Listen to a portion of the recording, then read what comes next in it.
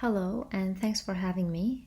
As you can see on the screen, this is the topic of my talk, and the main objective of this work is finding whether or not state-of-the-art artificial intelligence methods are able to model the meaning of words and verses in Qur'an and Hadith, considering they are complex texts with embedded meanings that require deep human understanding. So this is part of my PhD and is still an ongoing research, but I will be sharing the fascinating bits of it, and I hope you will find it interesting as well.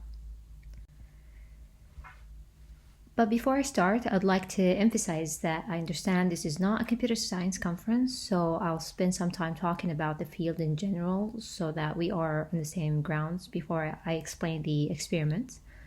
But I promise I'll leave out all the technical bits so that I don't scare you away. So I have divided my presentation into 4 parts.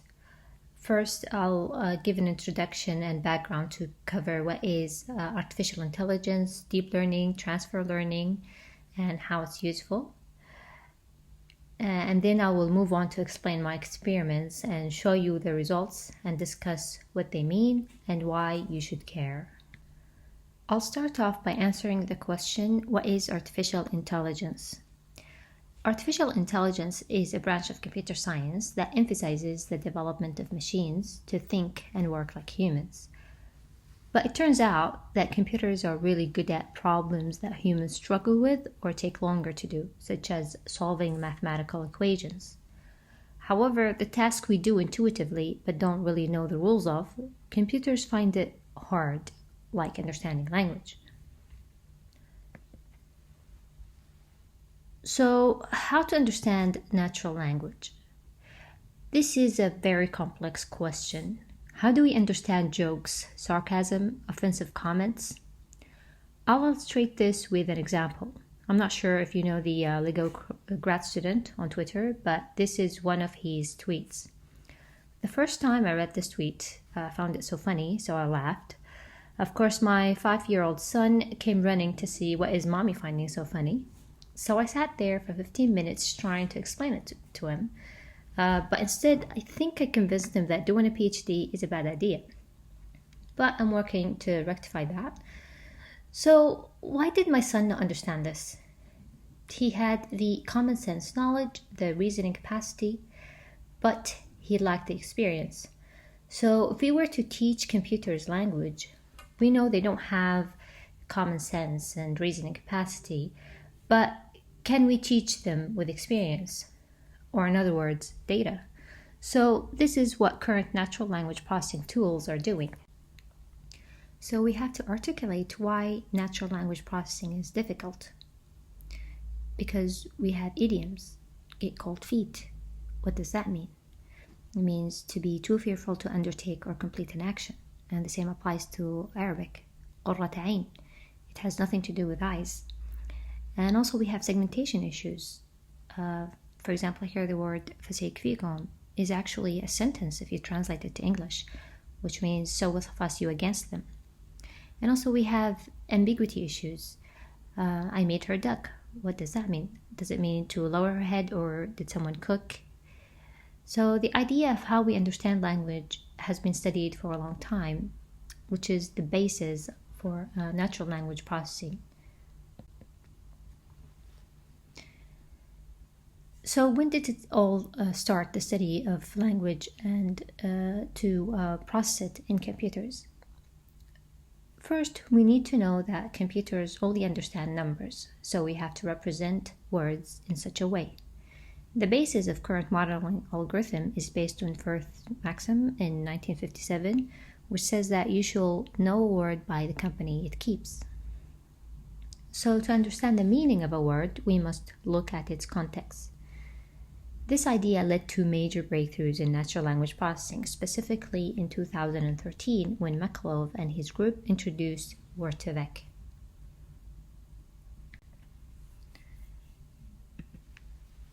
Now, what is word2vec? Word2vec is basically an algorithm that uses a neural network model to learn word associations from a large corpus of text. So the produced model can detect synonyms, as the name implies, word-to-vec represents each distinct word with a particular list of numbers called a vector. So you could do mathematical equations. For example, you take the vector of king, and then you subtract the vector of man, then you add the vector of woman. This will give you the vector for queen. However, the main issue here is that the embeddings are static, but many words have different meanings based on context. So here is an illustration of what I mean by static embeddings that are problematic. The first sentence here refers to a bank different from the second sentence here. So they are the same words with completely different meanings. This problem was solved by current state-of-the-art models that emerged in 2018 that provide contextual embeddings for different word meanings. These were trained using deep learning approach. So before I explain this Sesame Street Muppet, let me first introduce you to deep learning. Deep learning is an approach to artificial intelligence. So as you can see in the diagram, it's a subfield of representation learning. What that means basically is for computers to find the best representation of words, you throw at it as much data as possible. So think large corpus of billions of words, and it will learn the different semantics of the same word based on the context or surrounding words. So let me show you a visual representation of this. Deep learning basically is a neural network architecture that you throw at it a large body of text, and it automatically learns the features of each word by looking at the different examples where the word is used. So it learns the features directly from the data without the need for manual feature extraction. For example, you don't have to tell it if a word is a noun or a verb. So once this deep learning model has learned all the features of a language, you can fine-tune it to whatever downstream task you're looking for example, classification or sentiment analysis. So we understand the idea of deep learning. Let's go back to Bert and his friends. So these are the most famous deep learning models that are currently used. BERT, which is produced by Google, and it's short for pre-training of deep bidirectional transformers. Roberta, produced by Facebook, which is a robustly optimized BERT pre-training approach. So now when you go around computer science people and you hear BERT, Elmo, and such, then they are deep learning models and not Sesame Street Muppets. So these models actually change the way we live. Think Siri, Alexa, chatbots. One of the recent commercial services I came across that use one of these models is the Copy AI. So basically what you do here is you describe your product, and then it would show you different kinds of copy that you could choose and use. So it's a creative work that the machine is doing. So this is all good and everything, but are these models as good with other language as the way it is with English? Unfortunately not, especially for Arabic, because we have classical Arabic, modern standard Arabic, dialect Arabic, and it's different even within a country. Not only that there are different variants, but there are fewer Arabic data compared to English, and these models are greedy. They require very large corpora. So is it possible to capture the meaning of Qur'an and Hadith texts?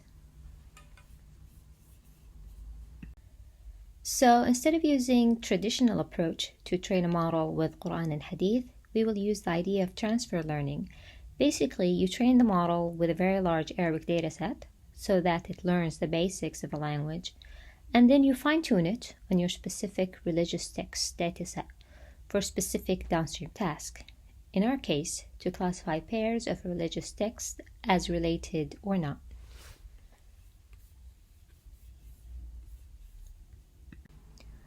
Hopefully, I've given you an idea of what is deep learning and the required background. Now we move on into explaining my experiments, which try to answer the following question. Can state-of-the-art models mimic the human's ability to link Qur'an and Hadith textual data by modeling their underlying meaning.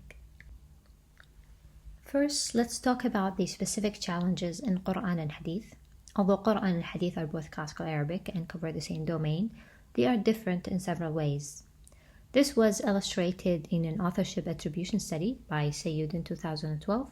The study is a text mining-based investigation which shows interesting observations that they are different in size, structure, and style, and that 62% of Bukhari Hadith words do not occur in the Qur'an, and 83% of the Qur'an words do not occur in Bukhari Hadith.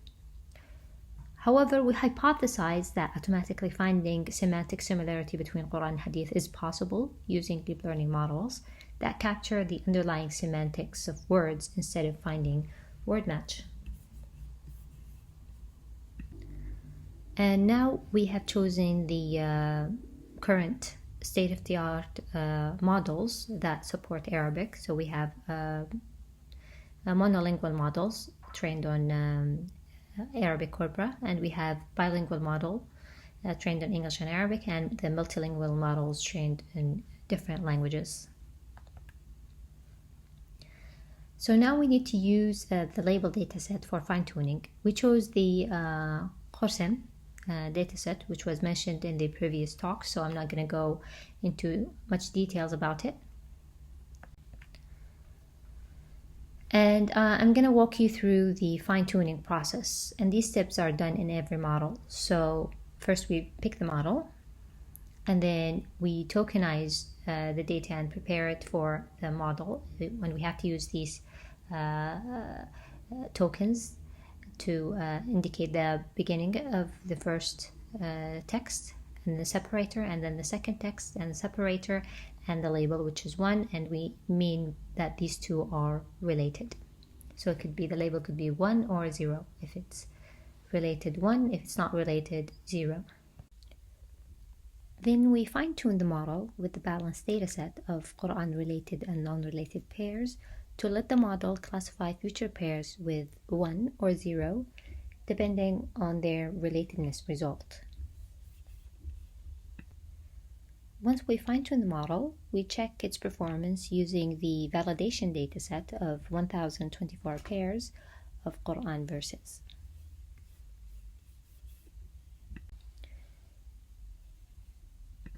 So in this table, you see each model and the fine-tuning dataset used. For the Arabic models in the first set, I used the Qur'an verses and the associated tafsirs.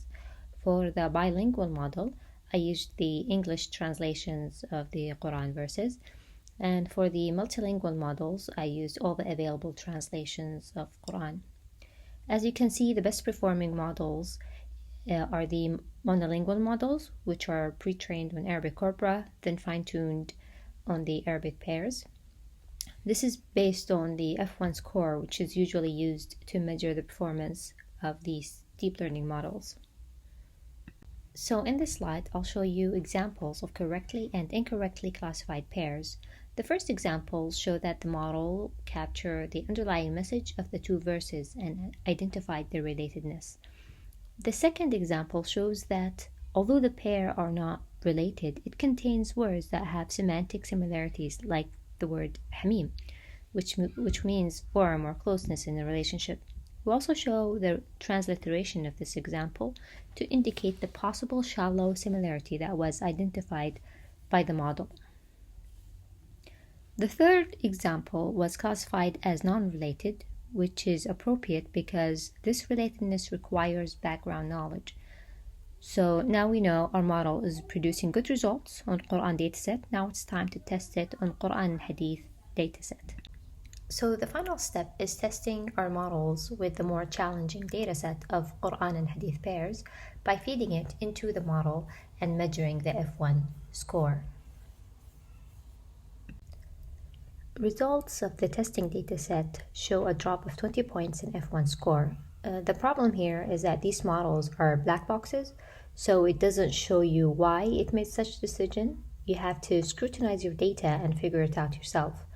So the first example shows how most of the correctly classified pairs have a clear relation, while the second example illustrates that the models were not able to pick the similarity in the underlying message of the text. Also, the third example illustrates that the models struggle with rare words. Although the result is not what we hoped for, there are more deep learning models that are still developing with better representations to capture the semantic meaning of words. So imagine the possibilities if a multilingual models produced acceptable results.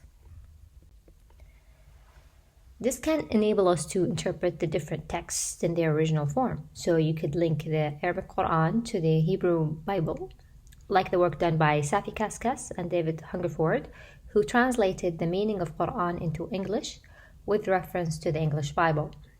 Their work required years and a group of people to finish. And it still doesn't cover all the links between Qur'an and Bible as mentioned in the introduction of their book. So I believe AI tools could help in this area by reducing human labor and enabling using the religious scriptures in their original language.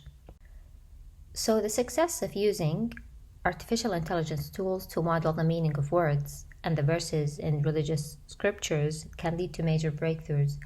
And I think it's going to be useful to both the general natural language processing field and the digital humanities. So this concludes my presentation. I hope you've gained an insight into artificial intelligence and how it could be useful to the different fields. Thank you.